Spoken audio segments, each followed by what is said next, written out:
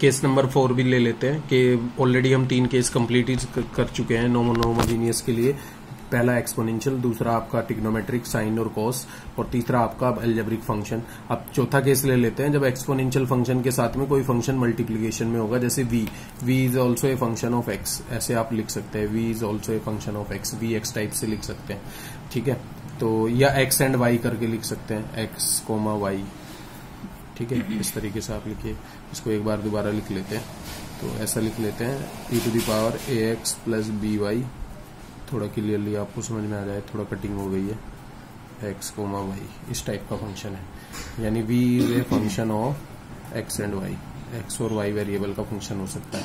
तो अब आपको क्या करना पड़ेगा, केस नंबर 4 जब दो फंक्शन प्रोडक्ट में होंगे, तो जब दो फंक्शन प्रोडक्ट में होंगे तो उसके लिए आपको केस नंबर 4 यूज करना पड़ेगा, और उसमें एक्सपोनेंशियल फंक्शन फिक्स है कि एक फंक्शन एक्सपोनेंशियल होना चाहिए, दूसरा कुछ भी हो वो मैटर नहीं करता। पहले वाला फंक्शन क्या होना चाहिए, एक्सपोनेंशियल होना चाहिए। तो पर्टिकुलर इंटीग्रल लिखने के लिए आप वैसे ही लिखेंगे 1/f(d)d' इंटू 5xy, और 5xy ये फॉर्मूला आपका फिक्स है, मैं वेरी फर्स्ट डे से आपको बता रहा हूं। तो पर्टिकुलर इंटीग्रल आप लिख पाएंगे 1/f(d)d', 5xy का मतलब है e⁴ax प्लस by, और v फंक्शन हम ले लेते हैं, मान लेते हैं v फंक्शन मान लिया है, ठीक है, इंटू v। तो इसके लिए आपको इस कॉन्सेप्ट को लगाने के लिए क्या करना पड़ेगा, आपको d को रिप्लेस करना पड़ेगा d प्लस a से। आप याद कीजिए जब एक्सपोनेंशियल फंक्शन आता था, अगर इसको सोल्व करते थे ओनली फॉर दिस, तो d को किससे रिप्लेस करते थे, a से, और d डैश को किससे रिप्लेस करते थे, b से। पर आप सोचिए कि अगर आपने d को a पुट कर दिया और d डैश को आपने b पुट कर दिया, तो यहां से d वाली टर्म्स ही खत्म हो जाएंगी, और d वाली टर्म्स खत्म हो जाएंगी तो केवल वहां पर यूज क्या हुआ होगा, एक्सपोनेंशियल फंक्शन, और उससे पहले ही सारी d खत्म हो जाएंगी और v तब भी बचा रह जाएगा। तो इसके लिए हमें क्या करते हैं कि ऐसा कॉन्सेप्ट लगाना है कि a और b भी अप्लाई हो जाए और d वाली टर्म्स भी बची रहे। तो उसके लिए क्या करना पड़ेगा, जैसे a और b भी अप्लाई हो जाए और d डैश की टर्म्स भी बची रहे, तो उसके लिए मैं क्या करता हूं, d को रिप्लेस करता हूं d प्लस a से, और d डैश को रिप्लेस करना होगा d डैश प्लस b से। ये वाला कॉन्सेप्ट अब आपको याद रखना पड़ेगा, जब दो प्रोडक्ट पे आएंगे तो ये कॉन्सेप्ट रहेगा। कॉन्सेप्ट बहुत है, बट थोड़ा सा अगर आप प्रैक्टिस करेंगे और ध्यान से पढ़ेंगे तो ये आप इतना भी टफ नहीं है, आप आसानी से इसको सोल्व कर सकते हैं। तो ये वैल्यू कुछ बनेगी 1/f, जब d को रिप्लेस कर देंगे d प्लस a से, तो ये d प्लस a टाइप का हो जाएगा, और ये क्या हो जाएगा, d dash plus b type का हो जाएगा, ये इक्वल। और ये जो फंक्शन जो आप यूज कर चुके हैं, जैसे ये फंक्शन आपने यूज कर लिया, इसको आप फर्स्ट पे लिख लेंगे e⁴ax प्लस by। इसको आप इस डेरिवेटिव वाले फंक्शन से आगे निकाल लेंगे, ओनली यहां पर क्या बचा होगा, v, ठीक है। तो क्लियरली आप समझिए कि कैसे लिखा जाएगा, e⁴ax प्लस by बाहर आ जाएगा, और 1/f(d plus a and d dash plus b into v। तो अभी भी आप सोचिए कि इसके अंदर a b भले ही आ गए हो, पर d और d डैश की टर्म्स इन्वॉल्व रहेंगी, और उसको हम इसके लिए सोल्व कर सकते हैं, यानी इसको हम सोल्व कर सकते हैं। अब ये क्या होगा, केस नंबर 1 तो अप्लाई हो गया एक्सपोनेंशियल फंक्शन, अब बचा हुआ v कैसा हो सकता है, या तो अलजेब्रिक होगा, या फिर ट्रिग्नोमेट्रिक होगा, या तो साइन कोस का फंक्शन होगा, या अलजेब्रिक एक्स वाई का फंक्शन होगा। तो आप इसको कैसे सोल्व कर सकते हैं, सोल्व बाई केस नंबर 2 और 3, जो भी यहां पर अवेलेबल हो। केस नंबर 2 का मतलब trigonometric sine cos, case number 3 का मतलब अलजेब्रिक एक्स और वाई टाइप का। तो इसको आप किस तरीके से सोल्व कर देंगे, केस नंबर 2 और 3 की तरह से सोल्व कर देंगे। एक बार दोबारा से समझ लीजिए, जैसे मान लीजिए 5xy कोई फंक्शन है e⁴ax plus by, vxy type का, ठीक है, vxy टाइप का फंक्शन है, ठीक है। v फंक्शन x और y वेरिएबल का है, तो पर्टिकुलर इंटीग्रल लिखने का तरीका तो वही है 1/f(d)d' 5xy। इसके लिए e⁴ax plus by into v ले लेते हैं। एक्सपोनेंशियल फंक्शन हटाना है तो उसके लिए हमें क्या करना पड़ेगा, d को d प्लस a और d डैश को d डैश प्लस b। ऐसा क्यों कर रहे हैं, क्योंकि हमारा जो मेन मोटिव है वो क्या है कि a और b भी अप्लाई हो जाएं और उसके बाद भी d वाली टर्म्स बची रहें। अब आप बात कर रहे होंगे कि d हम क्यों बचाना चाहते हैं, d हम बचाना चाहते हैं v फंक्शन के लिए। रीजन, क्योंकि अगर आपने डायरेक्टली d को a और d डैश को b रख दिया तो पूरा फंक्शन यहां पर कांस्टेंट बन जाता है, और जब ये फंक्शन डिनोमिनेटर वाला कांस्टेंट बन जाएगा तो इसका मतलब केवल एक्सपोनेंशियल फंक्शन अप्लाई करने से ही फंक्शन की वैल्यू निकल आई, और v वाला फंक्शन वहां पर तब भी बचा रह गया, उसका कोई यूज ही नहीं हुआ। उसको भी यूज में लाने के लिए हमें यहाँ पर d की टर्म्स बचानी पड़ेंगी। तो उसके लिए हम क्या करते हैं, d को d प्लस a और d डैश को d डैश प्लस b। ऐसा हम मैथ्स 2 में भी करते थे, वहां पर एक ही डेरिवेटिव होता था, यहाँ पर 2 डेरिवेटिव है, केवल फर्क इतना है। तो इसके बाद हम क्या करते हैं, e⁴ax प्लस by को फर्स्ट पे निकाल लेते हैं, और 1/f F D plus A D dash plus B into V. और ये जो e to the power ax plus B Y, इसका पूरा रोल खत्म हो चुका है क्योंकि वहां पर d plus A D dash plus be applicable हो चुका है, तो उसको हम हटा देंगे, उसको बाहर लिख लेंगे। और जो बचा हुआ फंक्शन होगा जैसे 1/f D plus A D dash plus B into V. अब सोचिए कि एक्सपोनेंशियल फंक्शन तो बाहर आ गया, हमारे पास तीन ही तो केस है, या तो एक्सपोनेंशियल फंक्शन का केस है, या ट्रिग्नोमेट्रिक फंक्शन साइन और कोस का केस है, या तीसरा कौन सा एलजेब्रिक का, चौथा तो उनका प्रोडक्ट वाला आ गया। तो तीन केस में से एक केस बाहर आ गया, यानी फर्स्ट वाला बाहर आ गया एक्सपोनेंशियल। बचा कितना, या तो ट्रिग्नोमेट्रिक या फिर एल्जेब्रिक। तो इसका मतलब ये जो यहाँ पर v वाला फंक्शन होगा या तो वो ट्रिग्नोमेट्रिक होगा या फिर वो एल्जेब्रिक होगा। अगर ट्रिग्नोमेट्रिक होगा तो केस नंबर 2 की तरह से इसको सोल्व कर देंगे, अगर वो एल्जेब्रिक होगा तो उसको केस नंबर 3 की तरह से सोल्व कर देंगे, जैसा हम करते आए हैं इससे पहले। ठीक है, तो इससे रिलेटेड हम एक क्वेश्चन ले लेते हैं, मुझे लगता है क्वेश्चन से ज्यादा क्लियर हो जाएंगी चीजें। जैसे क्वेश्चन नंबर 5 आज का हम ले लेते हैं, ऑलरेडी 4 क्वेश्चन मैं आपसे डिस्कस कर चुका हूं।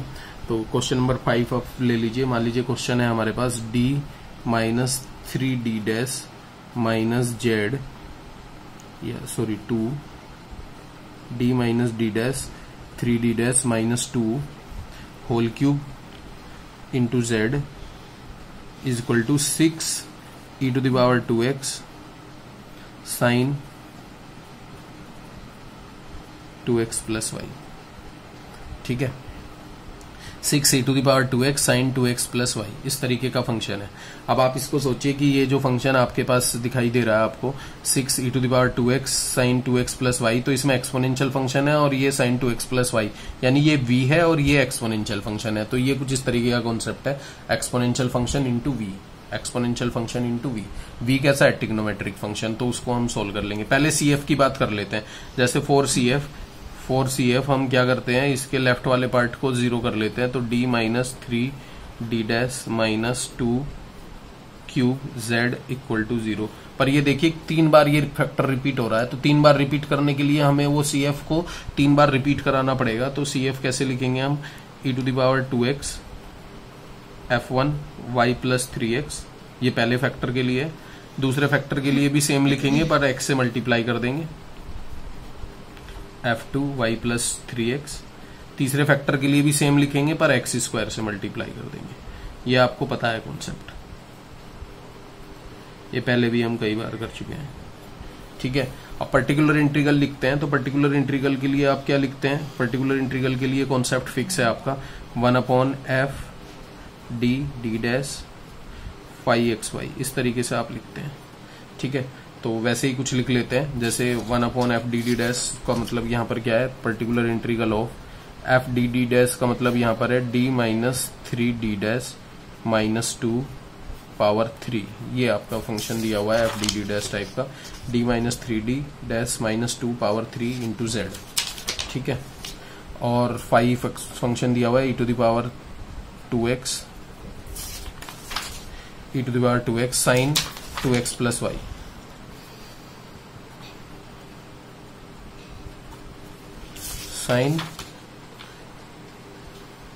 साइन 3x प्लस वाई दिया हुआ है, ये आप सही कर लीजिए, 3x plus Y, sine 3x plus Y, sine 3x plus Y, इस तरीके से फंक्शन दिया हुआ है। तो पहले हमें एक्सपोनेंशियल फंक्शन अप्लाई करना है, तो इसके पावर पे मैं 0y मान लेता हूं। आप सोचिए कि 2x प्लस 0y टाइप से मैंने इसको लिख लिया है। तो ध्यान दीजिए, जैसे d को हमें रिप्लेस करना होता था d प्लस a से, यानी d प्लस 2 से रिप्लेस करेंगे, और d डैश को रिप्लेस करना होता था d प्लस b से, यानी d डैश प्लस 0 से। तो d, क्योंकि y का कोफिशिएंट क्या है 0, x का कोफिशिएंट क्या है 2 प्लस 2 एंड 0। तो इसका मतलब क्या है कि ये तो d ही रहेगा, d डैश ही रहेगा, क्योंकि d डैश प्लस 0 का मतलब तो d डैश ही है। तो पर्टिकुलर इंटीग्रल क्या बनेगा, अब आप इस चीज को अप्लाई कर रहे हैं, तो जैसे 6 बाहर आ सकता है, 6 तो कांस्टेंट है वो बाहर आ ही सकता है, और एक्सपोनेंशियल फंक्शन को भी हम इधर यूज करने वाले हैं, तो एक्सपोनेंशियल फंक्शन को भी बाहर ले लेते हैं, 2x प्लस 0y बाहर ले लेते हैं। d को लिखिए d प्लस 2, तो ये बनेगा d plus 2 minus 3, d dash को d डैश ही लिखना है क्योंकि 0 कोफिशिएंट था y का, minus 2 cube sine 3x plus y को वहीं पर छोड़ दीजिए, दैट इज v, यानी इट्स बिहेव लाइक v। जैसे v को हमने उधर ही छोड़ दिया था तो v वैसे ही रहेगा, एक्सपोनेंशियल को बाहर निकाल लिया। अब इसको हम केस नंबर 2 की तरह से सोल्व कर लेंगे, रीजन क्योंकि यहाँ पर ट्रिग्नोमेट्रिक फंक्शन आ रहा है साइन का। 3x plus Y. तो ये 2 से 2 कैंसिल हो गया, तो ये वैल्यू क्या बनती है e to the power 2x। इसे फिर से लिख लेते हैं क्योंकि y का कोफिशिएंट 0 है। तो ये बना है d minus 3d dash whole power 3 sine 3x plus y. इसको हम सोल्व लाइक केस नंबर 3, इसको हम केस नंबर 3 की तरह सोल्व कर लेंगे। बट यहाँ पर थोड़ा सा कॉमन बात है जो कि नॉर्मली 100% क्या 99 बोल रहा हूँ, 100% स्टूडेंट्स क्या करेंगे, इसको यहाँ पर गलत कर जाएंगे। रीजन क्या है, क्योंकि अगर आप इसको देखें अभी तक ये क्या था, एक नॉन होमोजीनियस फैक्टर था। बट यहाँ पर जैसे ये 2 से 2 कट हो गया, ये अब एक होमोजीनियस टाइप का फैक्टर बन गया। इसको मैं अलग से बता देता हूँ आपको। जैसे आप अलग से सोचिए कि इसको अगर हम एक्सपेंड करते हैं, इसको हम एक्सपेंड करते हैं लाइक, जैसे इसको हम एक्सपेंड करते हैं, हमारा बनाया factor d minus 3d dash cube. तो इसको अगर एक्सपेंड करें तो ये देखिए a क्यूब b क्यूब का फॉर्मूला अप्लाई करें, a माइनस b क्यूब का फॉर्मूला अप्लाई करें, तो a माइनस b क्यूब का जो फॉर्मूला होता है वो कुछ होता है a cube plus b cube, a cube minus b cube plus sorry minus 3a square b और प्लस के 3ab स्क्वायर, ये होता है। ठीक है, a cube minus b cube minus 3a square b plus 3ab square. तो देखिए a cube का मतलब यहां पर हम लिखेंगे d क्यूब, ठीक है, माइनस b क्यूब का मतलब यहां पर लिखेंगे 27d डैश क्यूब और 3a स्क्वायर b, a का मतलब d स्क्वायर और b का मतलब यहां पर क्या होगा 3d डैश। ठीक है, और सिमिलरली प्लस इसको हम लिखेंगे 3a, a का मतलब d और b स्क्वायर का मतलब 9d डैश स्क्वायर। तो अगर इसको आप सिंप्लीफाई करें तो ये बनेगा d cube minus 27d dash cube और ये बनेगा 9d स्क्वायर d डैश और ये बनेगा आपका प्लस के 27d dash cube, sorry d into D square. इसको मैं दोबारा लिख लेता हूं, इधर ही लिख लेते हैं, प्लस के 27 डी डैश स्क्वायर। अब देखिए इसका ऑर्डर कितना है 3, यहां पर भी ऑर्डर की बात करें तो 3 होगा, इधर भी ऑर्डर की बात करें तो D square into D dash है, ये ऑर्डर भी कितना होगा 3 और ये D into D dash Q square है, D into D dash square का मतलब भी क्या होगा ऑर्डर 3 ही होगा। तो यहां पर भी ऑर्डर 3 है, ये ऑर्डर भी 3 है, ये ऑर्डर भी 3 है और ये ऑर्डर भी 3 है। और आपको याद रखना चाहिए जब सारी डेरिवेटिव्स का ऑर्डर सेम हो जाता है तो हम उसे क्या बोलते हैं, homogeneous linear partial differential equation बोलते हैं। तो कहने का मतलब ये कॉन्सेप्ट नॉन होमोजीनियस का था, बट वो जो d+2 आपने किया है ना उसकी वजह से ये क्या बन गया है होमोजीनियस, और होमोजीनियस बन गया है तो इसको आपको कैसे सोल्व करना पड़ेगा होमोजीनियस के टाइप से।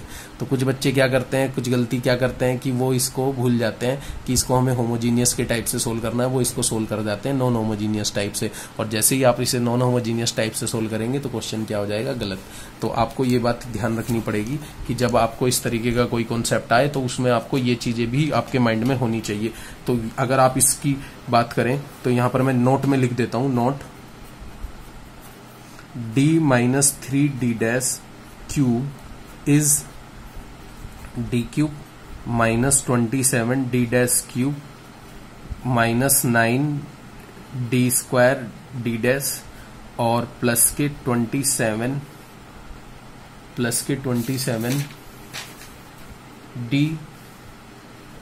डी डैश स्क्वायर, इस तरीके की वैल्यू बन रही है। और दिस इज होमोजीनियस, ये कैसी है, एक होमोजीनियस टाइप का केस है। तो ये आपका क्या बन रहा है, ये अगर आप इसको देखें तो this equal to homogeneous linear PDE, ये एक होमोजीनियस लीनियर पीडीई है। तो ये नॉट क्वेश्चन से रिलेटेड नहीं है, बट क्वेश्चन में बहुत ही इंपॉर्टेंट इसका रोल है। इसको आपको हमेशा ध्यान में रखना है और इसको आपको क्वेश्चन में यूज भी करना पड़ेगा। तो बहुत ही बेसिक कॉन्सेप्ट मैं आपको बता रहा हूं कि कहने का मतलब ये था कि d minus 3d dash minus 2 power 3 की बात आप कर रहे थे, d minus 3d dash minus 2 power 3 की बात आप कर रहे थे। तो यहां पर आप देख पा रहे थे दिस इज नॉन होमोजीनियस, तो ये एक नॉन होमोजीनियस टाइप का केस था। बट जैसे ही आपने d को रिप्लेस किया d+2 से अकॉर्डिंग टू द कॉन्सेप्ट, तो ये जो वैल्यू बन के आई है ये बन गई है होमोजीनियस की। तो अब आपको केस नंबर 2 तो लगाना है, पर किसका लगाना है, होमोजीनियस का। ये आपको बहुत ही क्लियरली ध्यान रखना पड़ेगा। अगर आप इसमें नॉन होमोजीनियस का कॉन्सेप्ट लगाएंगे तो क्वेश्चन ये यहाँ पर गलत हो जाएगा, और क्वेश्चन गलत होगा तो उसके लिए फिर आप समझ सकते हैं, क्योंकि इतना सिली मिस्टेक यहाँ पर हो सकता है और मुझे लगता है कि 100% स्टूडेंट इसको गलत करेंगे। रीजन, क्योंकि हम नॉन होमोजीनियस का पार्ट सोल्व कर रहे हैं तो हमारा कॉन्सेप्ट पे वहां ध्यान ही नहीं जाएगा कि वो नॉन होमोजीनियस का कॉन्सेप्ट होमोजीनियस में चेंज हो चुका है। तो ये बहुत ही बेसिक चीज में या बहुत ही आपको इंपॉर्टेंट चीज मैं आपको बता रहा हूँ, और क्वेश्चन में पेपर में आप जो गलती करेंगे वो भी मैं टाइम टू टाइम आपको रिमाइंड करा रहा हूँ। तो आपको इस कॉन्सेप्ट को यहाँ पर ध्यान देना चाहिए। अब इसको हम होमोजीनियस की तरह से सोल्व करते हैं। होमोजीनियस का कॉन्सेप्ट याद कीजिए, तो हम क्या करते थे, उसके लिए हम क्या करते थे कि जैसे x का कोफिशिएंट क्या होता था 3 है यहाँ पर, तो d इक्वल टू 3 पुट करते थे, और y का कोफिशिएंट क्या होता था 1, y का कोफिशिएंट यहाँ पर क्या है 1 है, यानी b होता था। तो ax प्लस by से कंपेयर करें तो d इक्वल टू a और d dash equal to b put करते थे, और जितने ऑर्डर की डिफरेंशियल इक्वेशन होती थी उतनी बार उसको क्या कर देते थे, इंटीग्रेट कर देते थे। तो अब आप सोचिए कि अगर आप यहाँ पर सोल्व लाइक होमोजीनियस, तो इसका मतलब हम d को 3 पुट करेंगे, put d equal to 3 and d dash equal to 1। अब थोड़ा सा समझिए कि d को आप 3 पुट करते हैं, तो d को 3 पुट करते हैं तो 3 माइनस 3, d डैश को आप 1 पुट करते हैं। जैसे ही आप d डैश को 1 पुट करेंगे बच्चे, तो आप सोचिए कि 3 माइनस 3 बनेगा, और 3 माइनस 3 क्या हो जाएगा 0। और जब भी डिनोमिनेटर की वैल्यू 0 होती है तो हम क्या करते हैं, x से मल्टीप्लाई करते हैं और डिनोमिनेटर वाले फंक्शन को डिवाइड करके लिखते हैं। तो सेम कॉन्सेप्ट है। तो इसका मतलब आप कह सकते हैं since d minus 3d dash cube equal to 0 at d equal to 3 and d dash equal to 1। अब आपको समझ में आ रहा होगा कि मैंने d इक्वल टू 3 और d डैश इक्वल टू 1 क्यों लिया है। अगर ये नॉन होमोजीनियस पार्ट बनता तो मैं यहां पर क्या लिखता, 3 का स्क्वायर विद माइनस साइन और 1 का स्क्वायर विद माइनस साइन, क्योंकि आपको याद होना चाहिए, अभी तो मैंने बताया था नॉन होमोजीनियस का केस। अगर नॉन होमोजीनियस में ट्रिग्नोमेट्रिक फंक्शन आता है तो वो केवल d स्क्वायर d डैश और d डैश स्क्वायर पर एप्लीकेबल है, तो फिर हमें अलग तरीके से उसको सोल्व करना पड़ता। पर होमोजीनियस बन गया है तो होमोजीनियस के लिए हम क्या करते थे, ओनली d इक्वल टू 3 और d डैश इक्वल टू 1, यानी d इक्वल टू a और d dash equal to b put करते थे, और उसको जितने ऑर्डर की डिफरेंशियल इक्वेशन होती थी उतनी बार उसको इंटीग्रेट कर देते थे। तो इंटीग्रेट तो तभी कर पाएंगे जब हमारा ये वाली वैल्यू नॉन जीरो बने, पर ये तो पहले ही जीरो बन रही है। तो जीरो बन रही है तो क्या करना पड़ेगा, x से मल्टीप्लाई और इसको डिवीजन डिफरेंशिएट करना पड़ेगा। तो ये तो सेम टाइप से लिखिए, particular integral is 6e to the power 2x।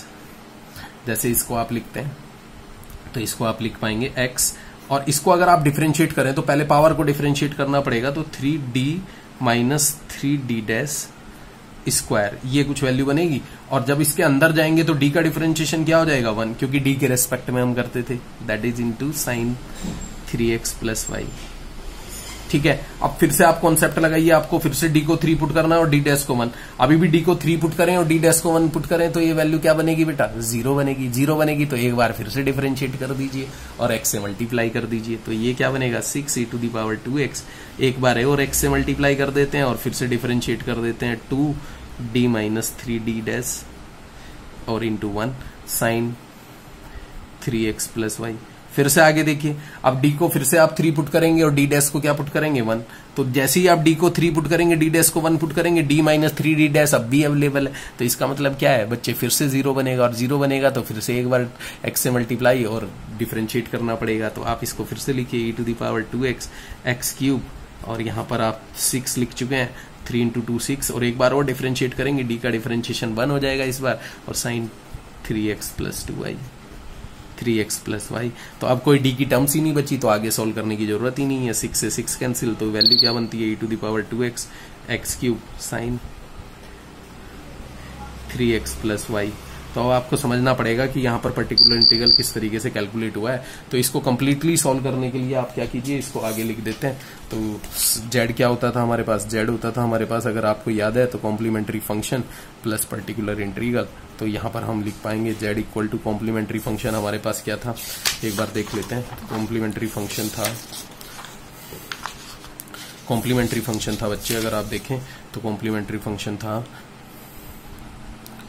तो बेटा देख लेते हैं CF क्या है हमारे पास, e to the power 2x f1 y plus 3x plus x e to the power 2x f2 y plus 3x plus x square e to the power 2x f3 y plus 3x और इधर हमने बनाया 6x³ e to the power 2x y या sorry sine 3x plus y, ये PI है। तो ये particular integral calculate हुआ था। तो इस तरीके से आप इसको कंप्लीटली ऐड करके लिख सकते हैं। इसका मैं एक कॉन्सेप्ट और बता सकता हूँ आपको, अगर आप सब देख पा रहे हैं तो इसी को एक तरीके से और सोल्व कर सकते हैं। जैसे और करके मैं लिख रहा हूँ, इसी को आप आगे देखिए। इसको मान लेते हैं हम इक्वेशन नंबर 2 मान लेते हैं, क्योंकि अगर आप देखें तो इसको आपने इक्वेशन नंबर 1 माना हुआ है, ठीक है। तो इसको आपने इक्वेशन नंबर 2 मान लिया। इसको मैं एक कॉन्सेप्ट और बता सकता हूँ आपको सोल्व करने का। जैसे यहाँ पर फ्रॉम 2 से स्टार्ट करते हैं। फ्रॉम 2 सेकंड वाली इक्वेशन क्या है, 6 e to the power 2x 1 upon, जैसे आप देखिए ये क्या था, d minus 3d dash q sine 3x plus y, इस तरीके से आपने लिखा हुआ था, ठीक है। तो अब आप सोचिए कि इसको अगर मैं होल स्क्वायर को एक्सपेंड करता हूं तो मैंने अभी आपको दिखाया था कुछ किस तरीके का फॉर्म बनता है। वो बनता है d³ बनता है आपका 27d डैश क्यूब बनता है, ठीक है। और आपका माइनस 9d² d डैश बनता है और प्लस के 27d d डैश स्क्वायर बनता है। तो ये साइन 3x प्लस y। अब आप सोचिए कि इसमें अगर आप d को 3 रखते हैं, 3 का मतलब क्या होगा, d को 3 रखते हैं और y को 1 रखते हैं, तो सॉरी d डैश को 1 रखते हैं, तो ये बनेगा 27 माइनस 27 0, और ये बनेगा आपका 81 माइनस 81 प्लस 81, तो वो वैल्यू भी क्या बनेगी 0। तो ये वैल्यू 0 बन रही है। और आप अब सोचिए कि ये सारा, इसमें भी ऑर्डर 3 है, ये भी ऑर्डर 3 है, ये भी ऑर्डर 3 है और ये भी ऑर्डर 3 है, इसलिए ये क्या है, होमोजीनियस है। होमोजीनियस है तो फिर से वही सेम कॉन्सेप्ट, x से मल्टीप्लाई और आप इसको डिफरेंशिएट करके लिखेंगे e to the power 2x। x से आपने मल्टीप्लाई किया, इसको आपने d के रेस्पेक्ट में डिफरेंशिएट किया, तो ये क्या बनेगा 3d² बनेगा। ये d डैश है तो ये 0 हो जाएगा पूरी तरह से। ये जैसे d² है तो ये 18d d डैश बनेगा और ये आपका 27d डैश स्क्वायर बनेगा साइन 3x प्लस y। ये आप देख लीजिए, ठीक है। अब इसको आप आगे एक्सटेंड करते हैं तो मान लीजिए आप फिर से आप d को 3 रखते हैं और y को 1 रखते हैं, तो यहाँ पर आप 3 रखेंगे तो 9 इंटू 3 27 बनेगा, और इधर आप लिखेंगे 18 इंटू 3, तो ये आपका बनेगा आई थिंक 54, और 27 इंटू 1, तो ये 27 और 27 54 और माइनस 54, फिर से 0 बन रहा है, तो फिर से आप एक बार डिफरेंशिएट कर दीजिए, तो ये बनेगा x², d के रेस्पेक्ट में करेंगे तो 6d, और ये बनेगा 18d डैश, और ये पूरी तरह से क्या हो जाएगा 0। तो ये साइन 3x प्लस y, फिर से आप ऐसे लिख सकते हैं। अब देखिए x का कोफिशिएंट 3 है तो d को 3 रखेंगे, y को 1, d डैश को 1 रखेंगे। 3 रखने का मतलब है d 6 into 3 18, 18 minus 18 into 1 that is 18, तो 18 माइनस 18 फिर से क्या बनेगा 0 बनेगा। तो आप इसको ऐसे कर सकते हैं e to the power 2x x², यानी एक बार और x से मल्टीप्लाई करेंगे और ये क्या बनेगा 6 साइन 3x प्लस y। तो इस 6 से ये 6 कट जाता है और ये क्या बनता है x³ e to the power 2x sine 3x plus y। अभी भी देखिए ये पर्टिकुलर इंटीग्रल और ये पर्टिकुलर इंटीग्रल दोनों सेम है। तो आप कोई भी कॉन्सेप्ट लगाइए, अगर आप पूरी तरह से डिफरेंशियल इक्वेशन को पहचान पा रहे हैं कि होमोजीनियस है या नॉन होमोजीनियस है, तो फिर आप सही कॉन्सेप्ट लगाएंगे और पूरी तरह से सही होगा। एक क्वेश्चन जो मैंने आपको दिया था, अगर आपको याद है, क्वेश्चन नंबर 4, उसको भी मैं थोड़ा डिस्कस करना चाहता हूँ। ये वाला क्वेश्चन मैंने आपको दिया था, जैसे ये क्वेश्चन नंबर 4 मैंने आपको करने के लिए दिया था। क्वेश्चन नंबर 4 क्या था, s plus p minus q equal to z plus XY। तो आपको ध्यान दीजिए, ये जो Z है ना, ये Z आपको केवल कंफ्यूज करने के लिए दिया हुआ है, तो इस Z को आप कभी भी राइट पे नहीं रखते, Z का फंक्शन हमेशा लेफ्ट पे होता है। और तो इसके लिए क्या करेंगे, Z को इधर ले आएंगे, तो s plus p minus q minus z equal to XY, इस टाइप का फंक्शन आपका बन के आएगा। तो इसको आपने बना लिया, जैसे ये बन गया। तो s का मतलब क्या होता है, s का मतलब होता है del to Z over del x del y, और p का मतलब होता है del Z by del x, Q का मतलब होता है del Z by del y, और ये तो ऑलरेडी Z है ही, दैट इज XY। तो अब आप सोचिए कि ये नॉन होमोजीनियस क्यों है, क्योंकि इसमें सारे डेरिवेटिव का ऑर्डर सेम नहीं है। यहाँ पर 2 ऑर्डर का डेरिवेटिव है, ये 1 ऑर्डर के डेरिवेटिव है, सबका ऑर्डर सेम नहीं है, तो नॉन होमोजीनियस है। लीनियर क्यों है, क्योंकि जितने भी Z और Z के डेरिवेटिव है सबकी डिग्री 1 होनी चाहिए। तो ये डिग्री देखिए आप ये डिग्री 1 है, ठीक है, पावर सब पे 1 बनेगी। अब इसके अलावा वो आपस में प्रोडक्ट में नहीं होने चाहिए, तो कोई भी प्रोडक्ट में भी नहीं है, ठीक है। तीसरी कंडीशन कांस्टेंट कोफिशिएंट है, क्योंकि कोफिशिएंट में कांस्टेंट लिखे हुए हैं 1, 1, -1 एंड -1। और हायर ऑर्डर क्यों है? क्योंकि ऑर्डर 2 की डिफरेंशियल इक्वेशन है, तो this is a non homogeneous linear partial differential equation with constant coefficient of higher order या ऑर्डर 2, ठीक है। अब इसके लिए हम क्या लिखते थे? डी डैश लिखते थे, इसके लिए हम डी लिखते थे, इसके लिए हम डी डैश लिखते थे, और जेड को तो हम 1 ले लेते हैं और जेड आउटसाइड ले लेते हैं, ठीक है, क्योंकि जेड का कोफिशिएंट, जेड को कॉमन लेके बाहर लिखेंगे तो कोफिशिएंट क्या है? -1, ठीक है, is equal to x y. ये कोई डिफरेंशियल इक्वेशन बनती है। अब आप सोचिए कि इसको अगर हम सोल्व करें तो जैसे यहां से डी कॉमन ले लें तो डी कॉमन आ जाएगा, तो ये क्या बनेगा? डी डैश प्लस 1 बनेगा इन दोनों में से। इधर से -1 कॉमन ले लें तो ये डी डैश प्लस 1 बनेगा, ठीक है, और ये into z equal to x y. इसको आगे एक्सटेंड करते हैं, तो आगे इसको देखिए आप, तो ये आपका इधर देख के आप लिख सकते हैं डी डैश प्लस 1 कॉमन आ गया दोनों से, तो डी -1 टाइप का फैक्टर बन गया। तो ये फैक्टर क्या बन गया? डी -1 और d dash plus 1 into z equal to x y. अब ये एक्स वाई एल्जेब्रिक टाइप का फंक्शन है, वो तो आप सोल्व कर ही लेंगे, उसमें मुझे कोई दिक्कत नहीं है। मैं केवल बात करना चाहता हूं इन दो फैक्टर्स की। अब इन दो फैक्टर्स में बहुत सारे बच्चे मिस्टेक करते हैं, वो मैं चीज कल भी बताई थी और आज भी आपको समझना पड़ेगा कि कल मैंने एक नोट लिखाया था आपको कि कब आपको फंक्शन ऑफ एक्स लिखना है और कब फंक्शन ऑफ वाई लिखना है। वो मैंने आपको बताया था जब डी डैश वाला कॉन्सेप्ट आया था, वहां पर मैंने बताया था आपको। फिर से मैं एक बार रिमाइंड कराना चाहूंगा। जैसे आप डी -1 के लिए CF लिखते हैं, मान लीजिए डी -1 4, डी -1 के लिए अगर हम CF लिखना चाह रहे हैं तो डी -1 फैक्टर को अगर हम या ऐसे ले लीजिए 4 फैक्टर डी -1, इसके लिए हम बात कर रहे हैं, तो इसको आप ऐसे रीड कीजिए ना, डी -0 डी डैश -1, तो इसका CF क्या बनेगा? बहुत ही आसानी से आप लिखेंगे e⁻⁻1x f1 y plus 0x, खत्म। पर डी डैश प्लस 1 की बात आती है जैसे ही, तो आपको कॉन्सेप्ट चेंज करना पड़ता था, याद आ रहा है?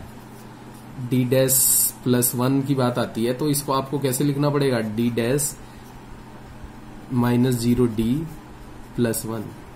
और आपको पता होना चाहिए जब फैक्टर डी डैश से स्टार्ट हो जाता था तो हम वेरिएबल को इंटरचेंज करा देते थे। ये कल भी मैंने बताया था वीडियो में, और बहुत सारे बच्चे इसको गलत करते हैं पेपर के अंदर। वो पेपर के अंदर क्या करते हैं, इसको कुछ इसी तरीके से सोल्व कर जाते हैं जैसे ये लिखा हुआ है।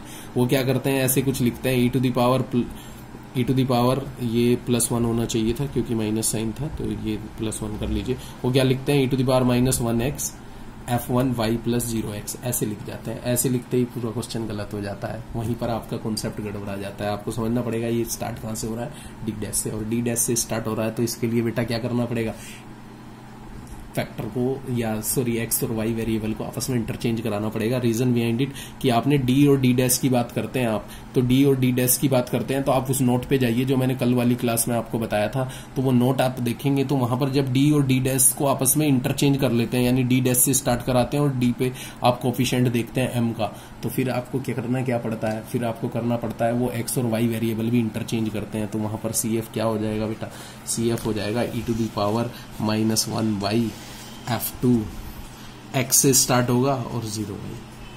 तो आप ध्यान दीजिए, तो ये वाला जो CF बनेगा ना वो -y f2 x बनेगा, ठीक है। और तो कंप्लीट CF क्या बनेगा, CF इज कंप्लीट CF दोनों फैक्टर के लिए जो CF बने उसको हम लिख देते हैं e⁻x f1y, और ये क्या बनेगा e⁻−y f2x। अब ये मेन सोचने वाली बात है जो मैंने कल भी बताई थी, यही नोट करने वाली बात है। उस नोट नंबर में देख लीजिए जाके, आपको वहां पर बच्चे क्या लिखते हैं e⁻−x f2y। जो आप लिखेंगे वहीं पर क्वेश्चन गलत हो जाएगा, और जैसे ही क्वेश्चन गलत होगा तो आपको समझना है कि फिर क्वेश्चन पे कोई मार्क्स नहीं मिलेंगे। यहां पर ही आप पूरा कॉन्सेप्ट गड़बड़ा जाते हैं। तो ये पूरा कॉन्सेप्ट आपका कब गलत हो जाएगा, जैसे ही आप इसको, क्योंकि आपको ध्यान रखना पड़ेगा, अगर आपने इसको ऐसे लिख दिया ना e⁻−x f2y, जैसे ये लिखा है e⁻−x f1y, ये तो सही है क्योंकि ये d-1 के लिए फैक्टर था, पर ये d' से स्टार्ट हुआ है ये फैक्टर d'+1। तो यहाँ पर भी हम गड़बड़ क्या करते हैं, हम ऐसे ही लिखते हैं। पहली बात तो बहुत सारे बच्चे तो लिख ही नहीं पाएंगे क्योंकि वो तो वीडियो देख ही नहीं रहे हैं। तो वीडियो नहीं देख रहे हैं तो बेटा कैसे लिख पाओगे। अब आपने अगर वीडियो को अच्छे से देखा है और कॉन्सेप्ट को समझा है तो मैं आपको बहुत ही बेसिक तरीके से समझाने की कोशिश कर रहा हूँ। और मुझे लगता है कि जो काम मैं 2 लेक्चर में कर सकता था वो मैं 4-4 वीडियो में आपको कर रहा हूँ। रीजन बिहाइंड इट कि मैं धीरे से ज़्यादा आपको समझाने की कोशिश कर रहा हूँ। बार बार एक ही चीज़ को कई बार रिपीट करता हूँ। उसका रीज़न यही है कि जिससे कि आपको अच्छे से समझ में आ पाए। ठीक है, तो अब आप इस कॉन्सेप्ट को देख लीजिए। अगर आपने यहाँ पर लिखा होता e⁻⁻x f2y तो वो क्वेश्चन वहीं पर गलत हो जाता। तो आपको समझना पड़ेगा। क्वेश्चन नंबर 4 बहुत ही इंपॉर्टेंट क्वेश्चन है और पेपर में आपसे पूछा जा सकता है। और पेपर में जब ये क्वेश्चन आएगा तो मैं आपको गारंटी देता हूँ 99% मेरे बताने के बाद भी आप गलत करेंगे। मैंने आज आपको 2 कॉन्सेप्ट बताए हैं। 2 कॉन्सेप्ट क्या क्या बताए हैं, एक तो ये बताया, ये तो मैंने कल भी बताया था, और एक कॉन्सेप्ट मैंने आपको बताया ये जिसमें होमोजीनियस टाइप का डिफरेंशियल इक्वेशन बन जाता है, नॉन होमोजीनियस में होमोजीनियस आ जाता है। और मैंने आपको सबको रिमाइंड करा दिया और 100% मैं आपको बोल रहा हूँ। और मेरी बात को इसको याद रखना क्योंकि ये तो वीडियो ऐसे ही रहेगा, मैं बाद में भी आपको ये भेज सकता हूँ। आप इसको 100% याद रखिए। अगर पेपर में ये क्वेश्चन आया ना 99% आप इसको गलत करके आएंगे मेरे बताने के बाद भी। ठीक है, थैंक यू। इसको आप अच्छे से पढ़िए और सोल्व करके मुझे भेज दीजिए। इससे मैं इस यूनिट में एक टॉपिक और बचता है रिड्यूसिबल टू होमोजीनियस वाला, वो मैं आपको नेक्स्ट क्लास में बता दूंगा। Thank you so much.